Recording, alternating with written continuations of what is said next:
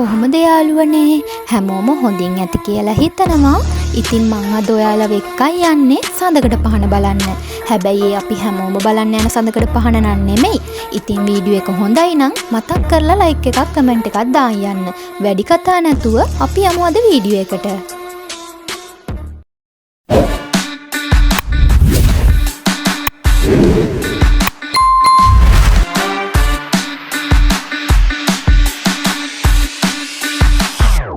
කාලය නතර වුණු තැනක් තියෙනවා නම් ඒ මේ අනුරාධපුර පුදබිමයි. පෞරාණික ගල් කණු අතරින් හමන සුළඟේ තාමත් අතීතයේ සුවඳ තියෙනවා. ලංකාරාමයේ පසු කරමින් අබේගිරිය දෙසට දිවෙන මාර්ගයේ ටික දුරක් යද්දී අපිට පෞරාණික නටබුන් රාශියක් දැක ගන්න පුළුවන්. ඉතින් පයින් යන කෙනෙකුට නම් මේ මාර්ගයේ එක්පසක තිබෙන මේ ප්‍රදේශය දැක ගන්න පුළුවන්.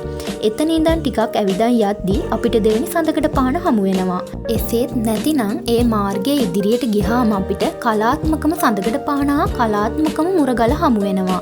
කලාත්මකම සඳකඩ පහන හේවත් පළවෙනි සඳකඩ පහන ගැන මම මේ වීඩියෝ එකෙන් කතා කරන්නේ නැහැ. මොකද මං කලින් වීඩියෝ එකකින් සඳකඩ පහන විකාශනය ගැන විස්තර අරන් ඇවිත් තියෙනවා. බලපු නැති කෙනෙක් ඉන්නවා නම් මේ වීඩියෝ එකට කලින් ඒ වීඩියෝ එක බලලා එන්න. කලාත්මකම මුරගලට පිටුපසින් මදක් දිවෙන මාර්ගයේ ඇතුළට එද්දී අපිට මේ හමු වෙන්නේ දෙවෙනි සඳකඩ පහන පිහිටලා තියෙන ප්‍රදේශයයි.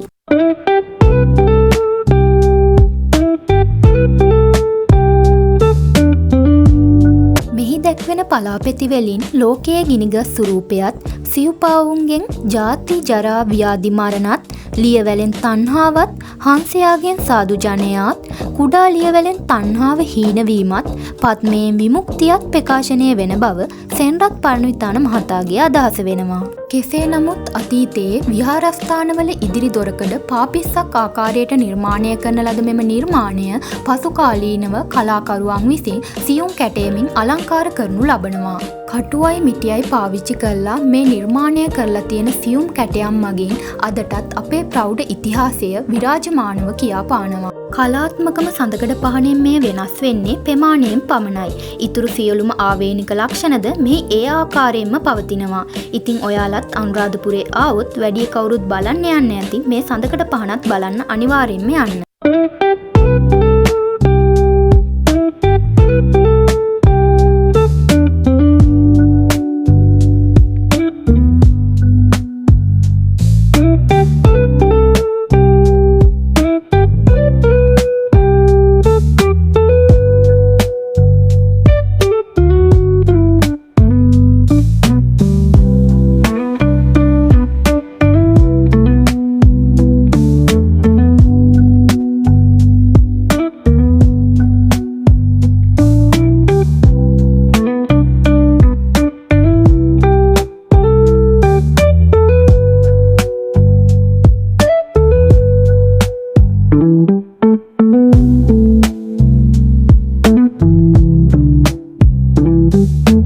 ඉතින් ඔය විදිහට තමයි අපි දෙවෙනි සඳකඩ පහන බලන්න ගියේ. ඉතින් දෙවෙනි සඳකඩ පහන බලාගෙන ටිකක් ඇවිදන් යද්දී අපිට හම්බ වුණා හරි අපූර්ව ශාකයක්.